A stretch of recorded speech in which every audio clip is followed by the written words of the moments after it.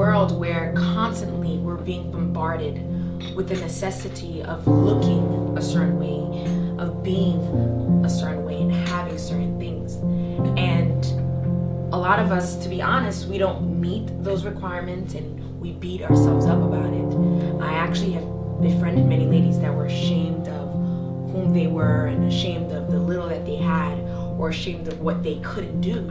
As a matter of fact, I suffered from insecurities myself at a time in my life. Yes, that may be surprising for some of you guys, but there was a point where I was so concerned about how people saw me, trying to please everybody, and I wanted people to like what they saw and like who I was.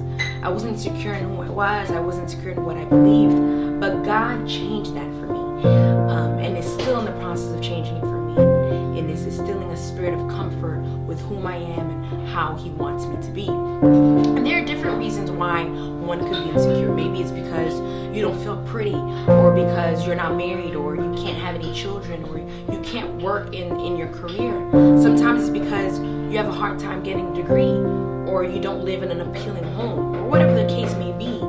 But we have these thoughts because of what we allow in our minds. Media makes us think that we need to have bigger, better, and faster, more prestigious, nicer things.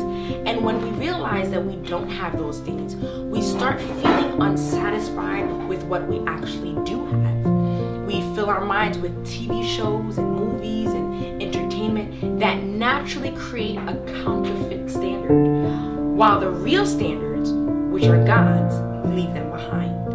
But God says that, He says, my grace is sufficient for you, for my power is made perfect in weakness. Therefore, I will boast all the more gladly about my weaknesses, so that Christ's power may rest on me. And that is found in 2 Corinthians 2, verse 9. I also encourage you by reading Isaiah 40, verse 29, which tells us that God gives strength to the weary, and to him who lacks might,